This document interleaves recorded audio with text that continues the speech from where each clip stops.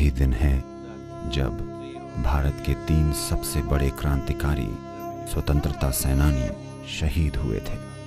लाहौर की central jail में उन्हें फांसी दे दी गई थी। भगत सिंह और सुखदेव थापर सिर्फ 23 के थे और शिवराम राजगुरु महज 22 के थे।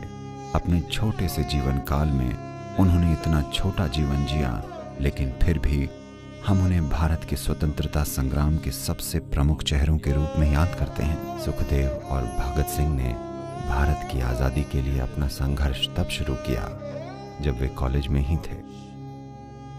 उन्होंने एक संगठन की स्थापना की जिसे उन्होंने नौजवान भारत सभा नाम दिया, ताकि वो अपने कॉलेज के साथियों और दूसरे युवाओं को आज़ादी की लड़ाई में शामिल होने के लिए प्रेरित कर सकें।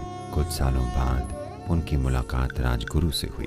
पुणे निवासी राजगुरु एक संस्कृत के विद्वान और एक पहलवान भी थे।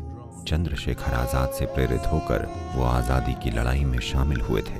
1927 में भारत के लिए संवैधानिक सुधार और स्वशासन की संभावना पर रिपोर्ट देने के लिए साइमन कमीशन का गठन किया गया, लेकिन इस कमीशन में एक भी भारतीय के न होने से कई स्वतंत्रता सेनानी बहुत नाराज हुए। लाला लाजपत राय भी उनमें से एक थे। उन्होंने 1928 में लाहौर में इसके खिलाफ विरोध प्रदर्शन किया। लाला लाजपत राय को पुलिस अधीक्षक जेम्स स्कॉट ने निशाना बनाया और बुरी तरह पीटा। गंभीर रूप से घायल होने के कुछ दिनों बाद उनकी मृत्यु हो गई। उसके बाद इस विरोध प्रदर्शन ने एक क्रांतिकारी मोड़ ले लिया और बहुत से नौजवान क्रांतिकारियों ने इसमें शहीद हुए लाला जी और अन्य लोगों की शहादत का बदला लेने की ठानी। तो उन्होंने जेम्स स्कॉट की हत्या करने की योजना बनाई, जिसने लाला जी को पीट पीट कर मृत्यु तक पहुंचा दिया था। भगत सिंह, चंद्रशेखर आजाद, सुखदेव और राजगुरु सहायक अधीक्षक जॉन सॉन्डर्स को मारने में सफल भी रहे, जिसने पुलिस के एक बड़े तलाशी अभियान की शुरुआत कर दी, लेकिन वो भागने में सफल रहे। पुलिस की इन्हें ढूंढने और गिरफ्तार करने की ढेरों कोशिशों के बावजूद भी ये नौजवान चुप नहीं बैठे और न ही उन्होंने आज़ादी के लिए अपनी कोशिशें छोड़ी। 1929 में अंग्रेज सरकार ने ऐसे बिल पास करने की योजना बनाई जो भारतीयों के अधिकारों को और भी ज्यादा दबाने वाले थे।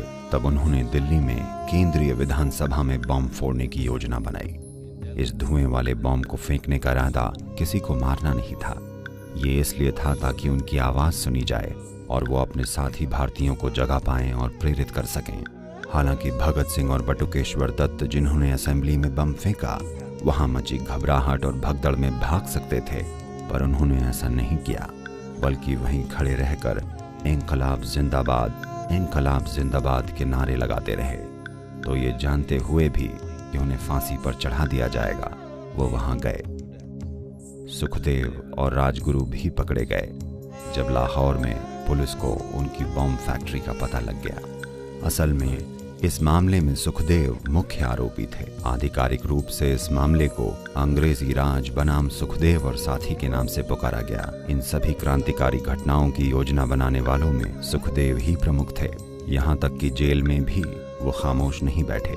मुकदमे के दौरान भगत सिंह और उनके साथियों ने प्रसिद्ध जेल भूख हड़ताल शुरू कर दी, जो कि जेल में ब्रिटिश कैदियों के मुकाबले भारतीय कैदियों के साथ हो रहे अनुचित व्यवहार के खिलाफ थी। वो अनिश्चित काल के लिए भूख हड़ताल पर चले गए। उनकी मांग ये थी कि क्रांतिकारियों के साथ राजनैतिक कैदियों की तरह व्यवहार किया जाए। आखिर में अंग्रेजों ने उनकी कुछ मांगे मान ली और उनमें से ज्यादातर ने सितंबर में अपनी हड़ताल खत्म कर दी। लेकिन भगत सिंह के लिए ये काफी नहीं था।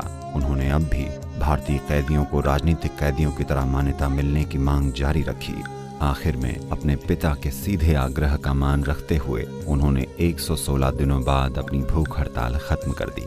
23 मार्च 1931 को ये बहादुर लोग अपने चेहरे पर एक मुस्कान के साथ फांसी पर चढ़ गए। उन्होंने अपने चेहरे पर काला कपड़ा ढकने से इनकार कर दिया।